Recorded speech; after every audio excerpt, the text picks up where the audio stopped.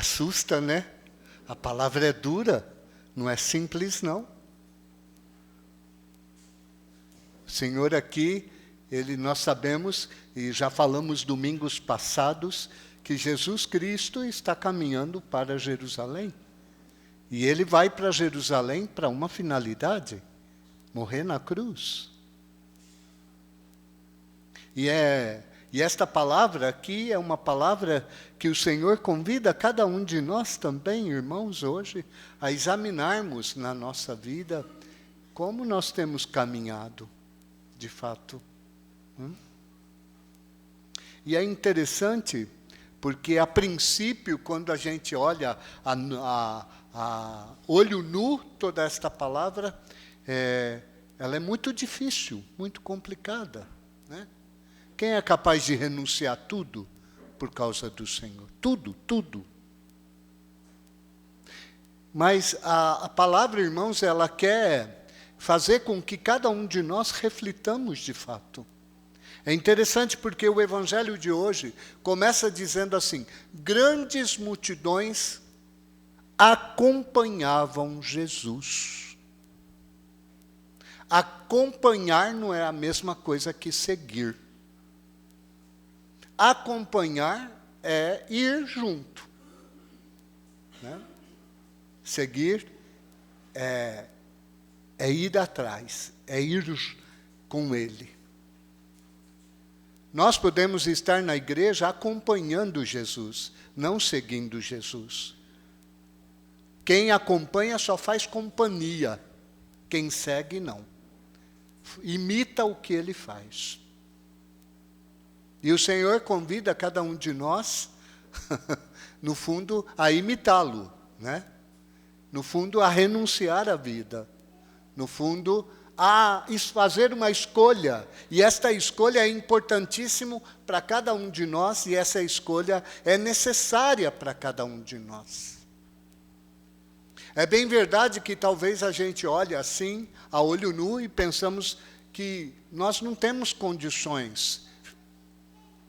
Por quê? Porque o homem da carne ainda fala muito alto dentro de cada um de nós. Muito alto. E aqui a palavra fala assim: se alguém vem a mim, mas não se desapega. A palavra não é, a tradução está errada. Fala de desapegar-se, mas a palavra correta é odiar. Pai, mãe, filho, filha, irmão, irmã, esposa, esposo, né? É muito dura. E até a própria vida não pode ser meu discípulo. A primeira leitura fala aquilo que é de verdade a nossa visão. O que você tem de visão de vida? O que eu tenho de visão de vida? Muito pouco, muito pequeno. Nós fazemos escolhas, mas as nossas escolhas, diante da escolha de Deus, diante daquilo que é Deus, Deus é muito grande. E nós não conseguimos imaginar e nem pensar quais são os caminhos do Senhor. De maneira nenhuma. O nosso olhar é muito ínfimo, muito pequeno. E aquilo que Deus está oferecendo para nós é algo grandiosíssimo, que muitas vezes nós, pela nossa capacidade, não temos condições de entender. Não temos. Por isso é necessário pedir ao Senhor: Senhor, me dá a sabedoria, me dá a inteligência, para que eu possa descobrir, entender aquilo que são os desígnios do Senhor. É interessante porque a própria leitura, ela diz isto. Ela diz assim, numa da parte, ela diz assim: na verdade, os pensamentos dos mortais são tímidos, e nossas reflexões incertas, porque o corpo corruptível e a mente que pensa, o corpo corruptível torna pesada a alma, e a tenda de argila oprime a mente que pensa. É verdade, né? É verdade. Muitas vezes nós ficamos com medo de nos arriscar no Senhor, com medo do amanhã, com medo das coisas, das incertezas, e isso nos faz sofrer, e isso muitas vezes nos faz até nos tornarmos escravos das coisas, e apegados a tantas coisas, que no fundo isso tudo nos sufoca, e nos tira a alegria de viver, nos tira o verdadeiro sentido da vida. É verdade. Acaso alguém teria conhecido o seu desígnio, sem que lhe desse sabedoria, e do alto lhe enviasse seu Santo Espírito? Só assim se tornaram retos os caminhos dos que estão na terra. E os homens aprenderão o que te agrada, e pela sabedoria foram salvos. É verdade. Quando Deus se revela, quando Deus se manifesta, quando Deus dá o entendimento para o homem, quando Ele dá o Espírito Santo para o homem se abre à palavra de Deus e começa de verdade a enxergar as coisas com outros olhos. O testemunho de tantos santos manifestam isso para cada um de nós, irmãos.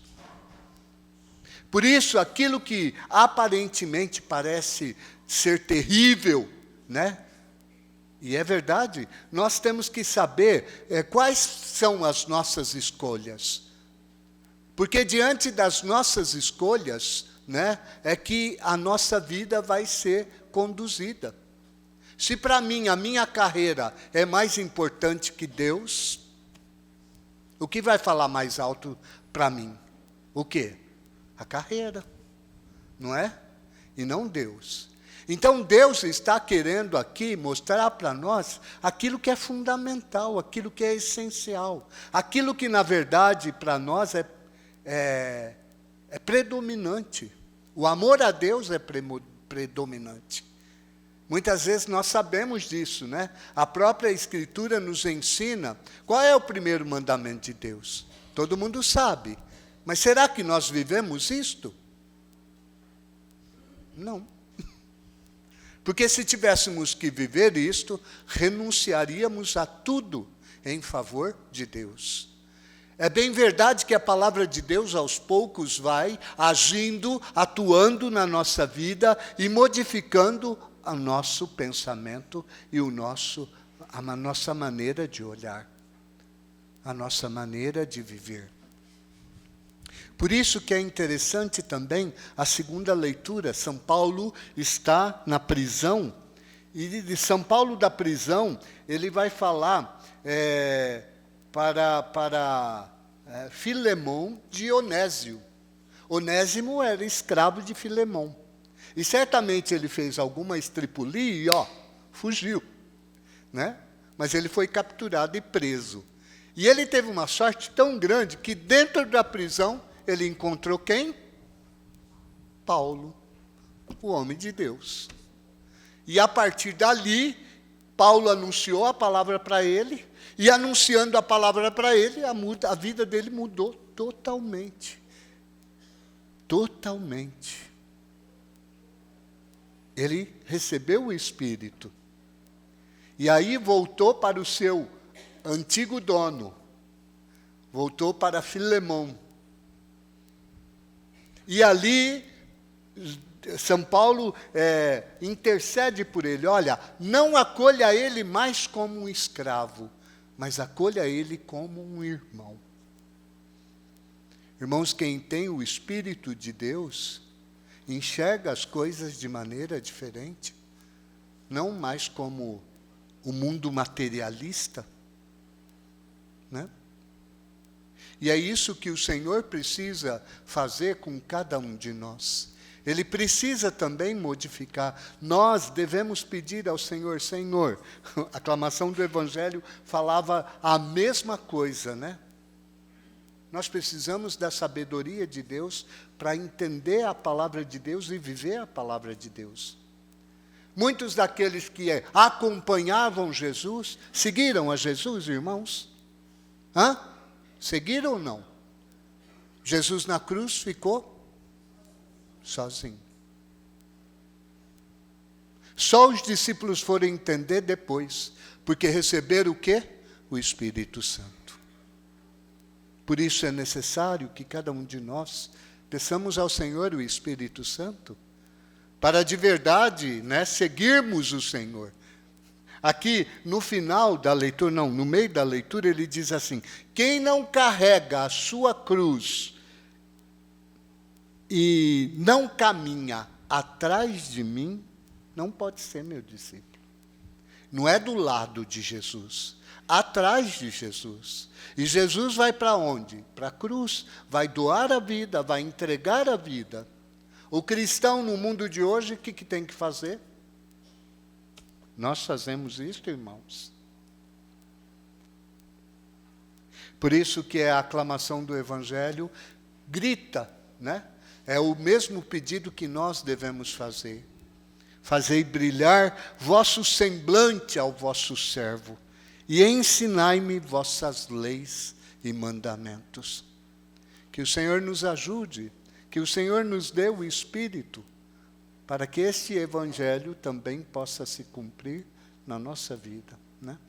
Nós não sejamos apenas aqueles que acompanham Jesus, mas que nós possamos verdadeiramente seguir ao Senhor. Porque isto é o mais importante. Não pense, irmãos, que renunciar às coisas seria um peso. É um peso diante do olhar humano. Porque nós somos apegados.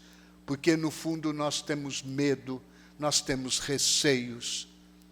Porque aquilo que Deus quer oferecer para cada um de nós é muito mais do que aquilo que temos e aquilo que o mundo pode oferecer. Então que Deus, verdade, tenha misericórdia de nós e possa iluminar a nossa vida para que nós façamos a escolha correta, a escolha perfeita. E qual é a escolha perfeita? Seguir o Senhor.